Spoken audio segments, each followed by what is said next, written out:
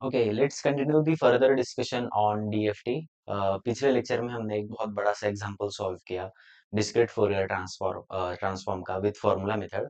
लेकिन देख, बहुत लेंदी हो जाता है, तो उसके लिए अगर कोई भी चीज लेंदी है तो उसके लिए शॉर्टकट होता ही है। तो पहले एक काम करते, फॉर्मूला लिख लेते हैं, अगर तू भूल गया होगा तो x of K is equals to summation N is equals to zero to capital N minus one X of N which is given time domain signal. Then ये बहुत फालतू टर्म है, ई raise to minus J two pi N K by capital N. अब देख, पूरा formula तो बहुत सही है, लेकिन ये टर्म बहुत दिक्कत देने वाला है। बहुत ट्रिग्नोमेट्री में लेके जाता है, कैलकुलेशंस बढ़ा देता है, खामखा दिमाग का दही कर देता है। अब क्या करेंगे इसको, एक ट्विडल फैक्टर करके एक कंसेप्ट होता है, ट्विडल फैक्टर। लास्ट लेक्चर के एंड में शायद से डिस्कस किया था, अब पूरा देखेंगे। ट्विडल फैक्टर करके एक टर्म होता है। ये जो पूरा टर्म है, करेंगे कुछ नहीं, सिर्फ एक एडिशनल जो है, मतलब वो इस पूरे टर्म को मिनिमाइज कर देगा। ये डब्ल्यू वाला फैक्टर, इसे बोलते हैं ट्विडल फैक्टर। ट्विडल फैक्टर के कौन से कंपोनेंट्स होंगे? अपर कंपोनेंट होगा ये एन के, ये ऊपर एन के लिखेंगे, और नीचे कंपोनेंट होगा एक कैपिटल एन। तो ये हो गया हमारा ट्विडल फैक्टर। ये हो गया ट्विडल फैक्टर। इसने क्या किया कि ये जो ई रेस टू वाला जो पूरा टर्म था बड़ा वाला, इसको एक छोटे से पैकेट में कन्वर्ट कर दिया। अब ये काम क्या करेगा, तो इसकी बहुत सारी प्रॉपर्टीज है। मतलब डब्ल्यू के ऊपर, मतलब अब देख, एन के जो वैल्यूज होती है इस फॉर्मूला में, एन कहाँ से आता है? Zero to n minus one, जो सीक्वेंस चल रहा होगा। अगर देख 1 2 3 4 का ही एग्जांपल ले ले, तो उसके इंडेक्सेस कुछ ऐसे होते थे, 0 1 2 3। तो एन कहाँ से जाता था? 0 to 3 तक जाता था। तो एन की वैल्यू भी हमें एग्जांपल सॉल्व करते करते पता रहती है। और के तो पता ही रहेगा कि हम एक्स ऑफ जीरो निकल रहे हैं, कि एक्स ऑफ वन निकल रहे हैं, मतलब एन के और कैपिटल एन रहा क्या? Capital N. वो तो लेंथ होती थी सिंपल। एन क्या वैल्यू क्या आती थी? 4, मतलब नॉर्मल अगर 4 पॉइंट डीएफटी कर रहे हैं तो। लेकिन अब क्या होगा कि W रहेगा ना, तो अगर उसकी प्रॉपर्टीज भी पता होगी, तो it will be easy to solve further example. देख, अगर जीरो W है और ऊपर जीरो है और नीचे कुछ भी n वैल्यू है, कुछ भी है, तो उसका आंसर हमेशा क्या आएगा? 1 आएगा। ये एक प्रॉपर्टी है। अब क्या करते हैं, डिटेल में सब प्रॉपर्टीज लिख लेते हैं एक स्पीड में, एक 2x में मैं कर दूंगा।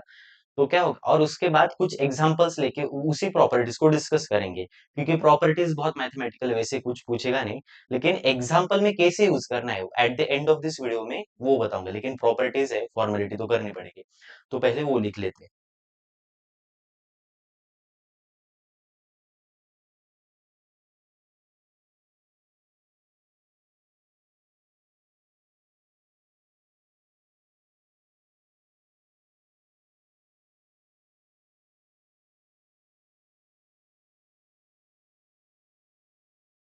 सेकेंड पार्ट, और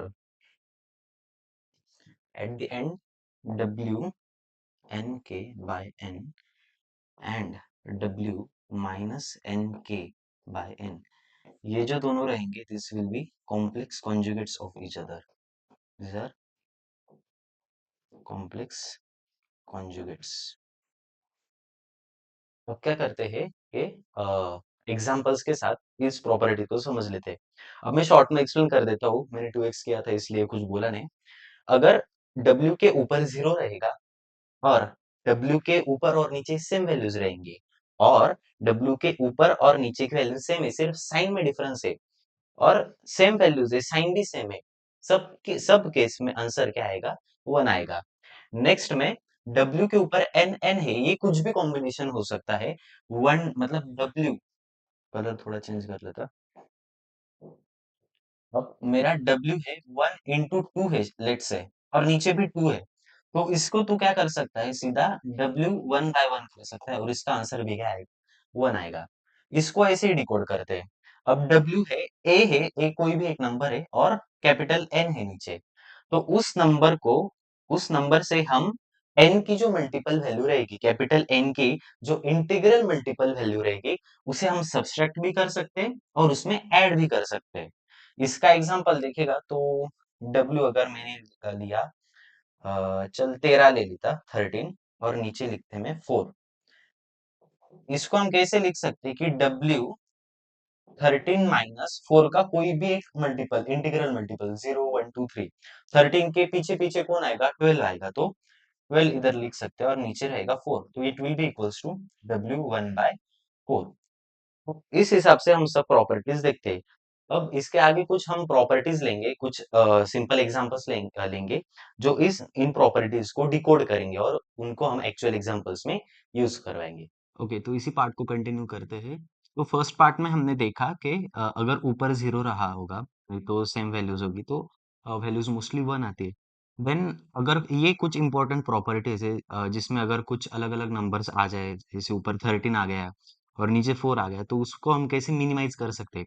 अब आप कहोगे कि W1/4 की वैल्यू क्या होगी, तो एंड में हम एक सर्कल बनाएंगे, तो उसके हिसाब से आपको पता चल जाएगी कि W1/4 की क्या वैल्यू हो, मतलब वो लर्न करने के लिए। W1/4 की वैल्यू तुम कॉस माइनस साइन जे साइन करके अभी भी निकाल सकते हो, लेकिन हर बार वैसा ही करोगे तो ट्विडल फैक्टर का क्या काम रह जाएगा ना। तो इसलिए हम वो सर्कल देखेंगे। और अगर W ऊपर n के है, नीचे n और माइनस n के, तो they will be the complex conjugates of each other. और अगर मॉड लिया किसी भी W ट्विडल फैक्टर का n के बाय n का, तो उसका वैल्यू 1 आ जाएगा। तो कुछ ये सिंपल प्रॉपर्टीज है। अब क्या करते हैं, एक एकदम बेसिक से ऐसे रॉ मेथड से जाते हैं और कुछ एग्जांपल्स लेते हैं, और बेस n जो वैल्यू है ना, n की जो वैल्यू है वो 2 रखते हैं। ठीक है, तो आपको आइडिया आ जाएगा कि एग्जैक्ट कैसे वर्क करेगा। अगर कोई भी एक एग्जांपल हमने ले लिया जिसका डीएफटी हमें निकालना है, और अब देख एक्स ऑफ जो फॉर्मूला है मेन हमारा, ये फॉर्मूला हम लगाएंगे, किधर गया, ये फॉर्मूला लगाएंगे। तो एक्स ऑफ के, अगर लेट से के की वैल्यू 2 है और एन 0 से लेके 1 तक जा रहे, 0 छोड़ दे, 1 रहा, तो x of n whatever the given sequence it will be, और ई का कुछ तो टर्म बनेगा। तो इमेजिन कर कि ये जो हम एग्जांपल ले रहे हैं, वो ई वाला टर्म जो है वो उधर उस एग्जांपल में सॉल्व करते वक्त बन रहा है। अब पहला सिंपल लेते, जीरो वाला, ऊपर जीरो नीचे टू, आंसर क्या आएगा, 1। ठीक है, अब W ऊपर 1 आया और नीचे 2 आया, इज इक्वल्स टू क्या होगा। अब ये तो लर्न करने की बात है, लेकिन लॉजिक कैसे है, इसका आंसर सिंपल बता देता मैं, -1 आएगा। लेकिन कैसे आएगा वो अब देखते हैं। E raise to minus J 2 pi, N K जो होता है इधर, जो एन के जो होता है उधर क्या है, इधर 1 है, तो इसको हम हटा के सीधा क्या लिखेंगे, 1 लिखेंगे। ठीक है, इधर 1 और नीचे क्या है, 2, इधर का 2 एज इट इज। अब इसको अगर सिंप्लीफाई किया तो क्या होगा, 2 2 गया, ई रेस टू माइनस जे सीधा पाई आ गया। तो इसको एक्सपांड करके कॉस पाई माइनस जे साइन पाई। अब तू बता, कॉस पाई क्या होता है, -1, माइनस जे साइन पाई क्या होता है, 0। वेरीफाई करते रहे, मैं जो बोल रहा हूँ सीधा ध्यान मत दे, मतलब लर्न मत कर ले, ये -1 आएगा। कॉस पाई क्या होता है, -1। तो W1/2 जब भी आएगा, आंसर विल बी -1। ये याद रहना चाहिए। बाकी अगर तुझ में बहुत कीड़े हैं तो ये तू कर सकता है, लेकिन इट्स रिकमेंडेड दैट 1/2 जैसा सिंपल सीक्वेंस है तो -1 हम लिख सकते हैं। नेक्स्ट आता है, अब मैंने लिखा टू ऊपर 2 नीचे 2। अब 2 2 है, तो इस सीक्वेंस को हम रिलेट कर सकते हैं कि WNN सेम नंबर से ऊपर और नीचे, तो आंसर आएगा 1। लेकिन अगर करना है तो कर भी सकते हैं वेरीफाई। चलिए एक और आगे का एक कर लेंगे, E raise to minus J 2 pi, N के की जगह आया 2, नीचे भी आया 2। सॉल्व करते वक्त कैसे करेंगे, 2 2 गया, इज इक्वल्स टू क्या है, ई raise to minus J 2 pi रह गया सिर्फ। इसको क्या करेंगे, कॉस ऑफ 2 पाई minus J sine of 2 pi आया। कॉस ऑफ 2 पाई आया 1, माइनस जे साइन 2 पाई का आया 0, ये हो गया 0, आंसर आया 1। देख आया कि नहीं 1। तो मतलब क्वेश्चन सॉल्व करते वक्त इतना जो टर्म है, इसको सॉल्व करके बाद में 1 मिल रहा है, लेकिन अगर तुझे याद है कि W2/2 n/n x/x कुछ भी हो, तो उसका आंसर आता है 1। तो हमारा बहुत सारा जो डोंकी वर्क है इधर नहीं करना है, जल्द से जल्द आंसर निकालना है, तो ये मेथड ट्विडल फैक्टर काम में आएगा। अब आगे का देखते हैं। आगे का है, W अगर 3 कर दिया मैंने, 3 नीचे हो गया 2। अब आप कहोगे कि यार 3/2 मतलब 2/2 तो ठीक है, टू टू टू कट हो गया, वन आ गया। 1/2 का -1 रट लिया, जीरो है तो याद रह जाएगा कि वन। अब 3/2, 4/2, 5/2 कैसे करेंगे? तो उसके लिए ये प्रॉपर्टी बहुत काम में आएगी। ये जो प्रॉपर्टी है WA_N, ये WA-NN। अब ये प्रॉपर्टी क्या कह रही है कि ये जो नीचे वाला n है, उसको हम किसी स्मॉल n से, स्मॉल n मतलब क्या है, ये जो n है, ये इट्स इंटीजर्स, 0 1 2 3, उसको मल्टीप्लाई करके ऊपर वाले से माइनस कर दे, तो उसको हम सिंप्लीफाई कर सकते हैं। कैसे? इधर भी वही किया, लेकिन अभी यही सिंपल छोटा है तो इसमें ज्यादा ध्यान में आ जाएगा। देख, अभी 3/2 लिखा मैंने, तो उसको क्या लिख सकते हैं, W3 - 2, वैसा का वैसा लिख ले। और इधर क्या है, a माइनस ऊपर वाला a माइनस छोटा n इंटू बड़ा n। बड़ा n लिख लिया, अब छोटा n क्या होगा, इधर जो वैल्यू 3 से माइनस हो जाए, सिंपल, n क्या होगा, 1 होगा। n क्या होगा, 1 होगा। और नीचे का 2 एज इट इज, मतलब 3 - 2, इसको हम कैसे लिख सकते हैं, W12। अब थोड़ा ऊपर नजर डालेगा तो क्या दिखेगा तुझे, W12 क्या लिखा हमने, वेरीफाई भी किया, तो सिंपल इसका आंसर होगा -1। मतलब अगर तुझे प्रॉपर्टी लगानी आती है तो मोस्ट ऑफ द वैल्यूज तू ऐसे ही निकाल लेगा। अब चल आगे देखते हैं। आगे अगर मैंने लिया, W3 हो गया, 4 ले लेते हैं अभी। 4 2 लिया, ओके। 4 2 लिया, तो उसको क्या कैसे लिखेंगे हम? अब तू ही बता कि 4 - 2 2 ज़ा 4, टू तो सीधा मल्टीपल है 4 का, तो इसको हम W02 लिख सकते हैं। सिंपल आंसर क्या आएगा, 1 आएगा।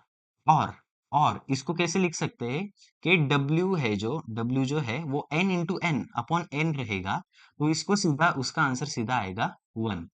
इधर भी देखा था, अब इधर देख, अगर मैं 4 को 2 × 2 लिख दूं और नीचे भी 2 लिख दूं, तो ये सीधा कट होके इसको W21, इसका आंसर आएगा 1। अगर इसको ऊपर भी प्रॉपर्टी लगानी है, ये A-NN वाली, तो इधर भी लगा सकते। देख, W2 - 1 इंटू क्या होगा, 1, और नीचे 1, तो क्या हो गया, W11 हो गया, तो 1। देख, मतलब प्रॉपर्टी भी दूसरे प्रॉपर्टी से वेरीफाई कर ली, और एग्जाम्पल भी प्रॉपर्टी से वेरीफाई कर लिया। मतलब 4 2 ऐसा कुछ सीक्वेंस आया, 6 3 भी आ सकता है, 4 8 4 भी आ सकता है, तो उसका आंसर क्या रहेगा, 1 रहेगा। और अगर कुछ दिक्कत है, कुछ भूल वगैरह गए, तो मैं जैसा बता रहा हूँ उस ऐसा कॉस और जे साइन तो याद नहीं रहता है, बहुत बहुत पहले पढ़ा था ट्रिग्नोमेट्री में, उससे तो वेरीफाई कर ही सकते, लेकिन अगर याद है तो बहुत टाइम बचेगा। अब देखते हैं 5 रहा तो, ऊपर 5 है, ये 2 है। अब देख, 5, ये प्रॉपर्टी बहुत सिंपल है, वही लगा देते। अब W5 माइनस क्या करते हैं, 2 वैसे ही लिख देते। अब 2 - 1 करेगा क्या, नहीं, लेकिन 2 2 ज़ा 4 होता है, ये तो पता है ना, और 4 जो है 5 से कम है, तो इधर 2 से मल्टीप्लाई कर देते। एन कुछ भी हो सकता है, वो हमारे ऊपर है कि जो नंबर है उससे पास वाला नंबर हमें माइनस करना है। तो 5 - 2/2 कर दिया, और नीचे 2, क्या आ गया, तू ही बोल अभी। 1 आ गया, ऊपर कहाँ चला गया, 1 आ गया, और नीचे 2, 1 आ गया और नीचे 2 आ गया, और 1/2 का आंसर तुझे पता है, -1। अब आगे का देख, आगे अगर किया तो वो सीक्वेंस रिपीट हो जाएगा, क्योंकि टू का दो ही है ना, 1 और 2, वही सीक्वेंस अब रिपीट हो जाएगा। देख, अब 6 2 है, 6 2 क्या है, 2 3 ज़ा 6, तो इधर सिंपल हम 0/2 लिख के 1 लिख सकते हैं। 1 - 1 1 - 1, ऐसा ही इसका सीक्वेंस आएगा। अब दिक्कत कहाँ बढ़ेगी, जब तेरे पास ऐसा कुछ वैल्यू आए, W आए, चल इधर ही देख लेते, कि जिसके नीचे 3 हो, या 4 हो, या 5 हो, या 6 हो, कुछ ऐसे अलग आया कि n की जो वैल्यू है, वो अगर n मतलब जो सीक्वेंस अभी 2 ही कंसिडर किया, मतलब उसके पास 2 ही नंबर है, लेकिन अब 4 कंसिडर किया तो क्या होगा, 4 कंसिडर किया तो कुछ इजी सीक्वेंसेस रहेंगे, मतलब ऊपर W8/4 रहा, तो इसका भी आंसर कैसा लिख सकता है तू, W0/4 लिख सकता है, तो इसका भी 1 आएगा। ठीक है, ये 1 आएगा। अगर और इधर डिस्कस किया ही हमने कि W13/4 है, तो 13 - 12 1/4, लेकिन कुछ टेढ़े मेढ़े आंसर्स आएंगे। जैसे अगर 1/4 लिया, W1/4 लिया, तो इधर ना तो कुछ प्रॉपर्टी लगा सकता है, नहीं कुछ लॉजिक लगा सकता है। तो 1/4 का आंसर हम चल अभी कॉस और साइन से देख लेते क्या आता है। हमारी साथ में लर्निंग होनी चाहिए। अब 1/4 रहा, मतलब एन के जो है ये एन के है और ये एन है। अब E raise to minus J 2 by N K क्या है, 1 है, बाय 4, मतलब ये 2 हट गया और ये क्या आ जाएगा, E raise to minus J pi by 2। अब थोड़ा अलग आ गया। अलग कैसे आ गया कि अब तुझे देखना पड़ेगा कि कॉस पाई बाय 2 क्या होता है, minus J sine pi by 2 क्या होता है। अब कॉस 0 1 होता है, कॉस 90 0 होता है, ये तो हमें पता ही है। तो 0 माइनस जे साइन 0 1, साइन 0 0 होता है, साइन 90 1 होता है। तो इसका आंसर आया माइनस जे। तो इससे हमें पता चल गया कि W1/4 अगर रहा तो उसका आंसर आता है माइनस जे। W1/4 रहा तो उसका आंसर आता है माइनस जे। अब क्या करेंगे, एक यूनिट सर्कल होता है, इंपॉर्टेंट सर्कल जो होता है वो देखेंगे। उसमें बहुत सारी वैल्यूज, मतलब लगभग सब वैल्यूज कवर हो जाएगी। लेकिन अगर वो लर्न नहीं हो रहे तो जैसे जैसे एग्जाम्पल सॉल्व करेंगे। अगर एक बार पता चल गया ना तो एग्जाम्पल में कैसे यूज करना है, तो हम उसकी आइडिया हमें आ जाएगी कि कैसे शॉर्टकट मेथड से और फास्ट एग्जांपल सॉल्व करना है। अगर कुछ वैल्यूज याद भी नहीं आ रही है तो कॉस और साइन तो है ही। मतलब अब देख, मैंने 1/4 लिखा, लेकिन 1/4 अगर मुझे एग्जाम के वक्त याद नहीं आ रहा है यार, जे था या माइनस जे था, सीधा कॉस साइन लिख लो। लेकिन याद रहा तो बहुत अच्छा है। अब देखते हैं सर्कल। सर्कल के लिए हम क्या करेंगे,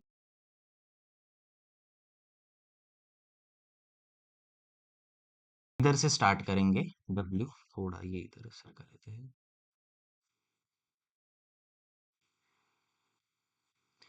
ये इधर डब्ल्यू लिखेंगे, डब्ल्यू ऊपर होगा 0। और ये जो सर्कल है ये 8 पार्ट्स में बटा हुआ है, देखो 1 2 3 4 5 6 7 8। तो नीचे जो फैक्टर होगा वो होगा 8। ठीक है, नीचे जो फैक्टर होगा वो होगा 8। और W08 क्या होगी वैल्यू, तू ही बता सकता है, इट्स 1। तो ये बहुत सिंपल है, अगर ये सर्कल ध्यान में रख लिया ना, तो देख इधर से स्टार्ट करेंगे और इधर एंड करेंगे पूरा। अब लॉजिक से बता, इधर आएगा W1/8, मतलब 1/8 पार्ट पे हम वर्क करें, उसकी वैल्यू होती है 1/√2 माइनस जे 1/√2। अब जैसे 1/4 का, W1/4 का माइनस जे आया था, वैसे W1/8 का ये जो कुछ स्पेशल वैल्यूज है जिसपे कोई प्रॉपर्टी नहीं लग सकती, इनकी वैल्यूज हमें लर्न करनी पड़ेगी। जैसे W1/8 है, 1/√2 माइनस जे 1/√2। अब आगे देखेगा W, ये क्या हो गया, 0 हो गया, 1 हो गया। अब 2/8 देखेगा तो इसके लिए तो क्या करेगा, प्रॉपर्टी तो लगा सकता है। प्रॉपर्टी क्या, इसको तू W1/4 लिख सकता है। कैसे, ये जो प्रॉपर्टी हमने पहली देखी थी कि अगर, यस, ये जो प्रॉपर्टी है, और एक प्रॉपर्टी है शायद हमने नहीं लिखी है वो, कि W जो है, W N के बाय N होगा। तो इसको हम W के capital N upon small n, मतलब ये ऊपर का जो n है उसे नीचे भी भेज सकते हैं, और W n को ऊपर रखे capital N mine divided by के भी कर सकते हैं। ये अगर प्रॉपर्टी पता है तो वो इजीली कर सकते हैं। देख क्या किया हमने, सिंपल, ये जो 2 था, चल इधर लगता, वो प्रॉपर्टी हमने नहीं ली थी इसलिए मैं इधर फिर से बता रहा हूँ कि W2/8 है। तो उसके हमने क्या किया कि 2 को हम 1 into 2 तो लिख सकते हैं ना।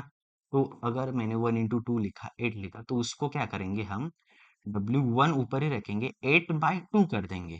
वो सिंपल क्या आ जाएगा, 1/4। अब देख, अगर तू बहुत वो प्रॉपर्टी वगैरह देखने जाएगा तो कंफ्यूज हो जाएगा खामखा। अगर तुझे दिख रहा है कि W2/8 है, या तो टू, अब 2 तो छोटा है, तुझे 8 को ही 2 से डिवाइड करना पड़ेगा। तो 2/8 कर दे। अगर उल्टा रहा मेरा सीक्वेंस, अगर मेरा 8 ऊपर है और 2 नीचे है, तो तू सिंपली क्या करेगा, तुझे तो पता है वो 2 के मल्टीपल में 8 आता है, तो तू सिंपली 0 लिख देगा। वैसे ही मतलब इस वाले पार्ट को तूने नीचे वाले पार्ट से डिवाइड कर दिया, वैसे ही वाइस वर्सा तू जो नीचे वाला पार्ट है उसे ऊपर वाले पार्ट से डिवाइड कर सकता है। तो वैसे ही हमने इधर किया 1/4, और 1/4 की क्या वैल्यूज आती है, अभी हमने देखा 8 माइनस जे, माइनस जे। अब चलते हैं आगे, ये मैं हटा देता हूँ। आई होप ये प्रॉपर्टी भी क्लियर हो गई होगी। वो प्रॉपर्टी अगर पीछे ऐड नहीं की होगी तो वो अभी कर दो। W अब नेक्स्ट पार्ट है, इधर वाला पार्ट। W 0 हो गया, 1 हो गया, 2 हो गया, अब 3, 3/8। देख फिर से दिक्कत, ना तू 8 को 3 से डिवाइड कर सकता है, ना कुछ प्रॉपर्टी लगा सकता है। तो इसके लिए फिर से प्रॉपर्टी लर्न ही करनी पड़ेगी। और वो क्या आ जाएगा कि -1/√2 माइनस जे, -1/√2 माइनस जे 1/√2। अब देख ये, और नहीं, कॉम्प्लेक्स कॉन्जुगेट तो नहीं होगा ये, क्योंकि देख जे की साइन, इसको कॉम्प्लेक्स कॉन्जुगेट मत बोल देना, नहीं तो ये गलत हो जाएगा। These are not complex conjugates. अब 3/8 हो गया। अब आगे की देखते हैं, W 4/8। अब तू ही बताएगा कि W 4/8 की क्या वैल्यू हम मिनिमाइज कर सकते हैं। जैसे इधर 2 को 2 से 8 को डिवाइड कर दिया, वैसे ही 8 को इधर 4 से भी डिवाइड कर सकते हैं। तो इसको मैं लिख सकता हूँ W1, और इधर 2 भी लिख सकता हूँ मैं। ठीक है, 4, 4 2 8 होता है ना, तो W1/2 लिख सकता हूँ। तो इसकी वैल्यू क्या आती है, -1। We know it already. W1/2 क्या रहता है, -1। देखिए इधर 1 आ गया, इधर -1 आ गया। अब चलते हैं आगे, W 4/8 हो गया। अब W 5/8, W 5/8। सिमिलरली तो इधर कोई भी प्रॉपर्टी नहीं लगा सकता। वो जो माइनस वाली प्रॉपर्टी है वो सिर्फ ऊपर वाला न्यूमरेटर वाला जो पार्ट है उसी में है। वैसे डिवाइड नीचे भी कर रहे वैसा वो, मतलब W, तुम नहीं तो कहोगे कि W 5/8 है तो W 5 ऊपर रखते, 8 -5 कर देते। ऐसा नहीं चलेगा, आपको जो नीचे वाला पार्ट है वो एज इट इज रखना है, unless and until it is divisible by upper part. पर W 5/8 है तो उसके लिए भी हमने रटना पड़ेगा। और ये वैल्यूज रटना मतलब मैं अभी सिर्फ देख के लिख रहा हूँ, वो निकालनी कैसे है वो भी मैं बताऊंगा। -1/√2 प्लस आ जाएगा ये J 1/√2। ओके, -1/√2 प्लस J 1/√2, ये W 5/8 की वैल्यू हो गई। अब लिखते हैं आगे, 5/8 हो गया। अब तू देख ये और ये जो है 1/8 और 5/8, दीज आर कॉम्प्लेक्स कॉन्जुगेट्स। इसको तू कॉम्प्लेक्स कॉन्जुगेट बोल सकता है वैसे। नहीं, नहीं बोलेंगे, दीज आर नॉट, नहीं ना, नॉट कॉम्प्लेक्स कॉन्जुगेट्स। ओके, क्योंकि साइन तो अलग है, लेकिन ये जो फर्स्ट पार्ट है वो चेंज हो जा रहा है। छोड़, इसमें कॉम्प्लेक्स कॉन्जुगेट देख ही मत तू। अब नेक्स्ट है W 6/8। W 6/8 को तू कैसे लिखेगा, अब देख, अगर तेरे ध्यान में देख के आ रहा है कि इन सबको हम किसी ना किसी से मल्टी डिवाइड कर सकते हैं, तो वो क्या होगा, वो होगा 2। 6 को हमने 2 से डिवाइड कर दिया तो ऊपर आएगा 3, और 8 को हमने 2 से डिवाइड कर दिया तो इधर आएगा 4। तो W 3/4 की वैल्यू आ जाएगी। और W 3/4 की वैल्यू जो होती है वो होती है J, वो भी हम निकाल सकते हैं। देख कौन कौन सी वैल्यू निकालनी है हमें, 1/8 छोड़, ये जो 1/√2 वाला है वो एक निकालेंगे, और 3/4 जो ये जो जे आया वो एक निकालेंगे। और at the end W 7/8, W 7/8 भी हमें लर्न करना पड़ेगा। वो होगा 1/√2, 1/√2 प्लस जे 1/√2। ठीक है, 1/√2 प्लस जे 1/√2। इन सबको अब हम वेरीफाई कर सकते हैं, वैसे अगर आप कहो तो करेंगे, नहीं तो आप ये होमवर्क के लिए भी ले सकते हैं कि ये जो अलग अलग वैल्यूज है, एक दो हम इधर करेंगे, बाकी आप होमवर्क में करेंगे अगर। और जो कुछ अगर कुछ गड़बड़ लगे तो कमेंट में डाल देना। ठीक है, और अब देख, ये जो -1/√2 प्लस J/√2 था इधर, और इधर डायगोनली देखेगा तो दोनों की साइन इन्वर्ट हो जा रही है। ये जो माइनस था ये प्लस हो गया, ये जो प्लस था ये माइनस हो गया।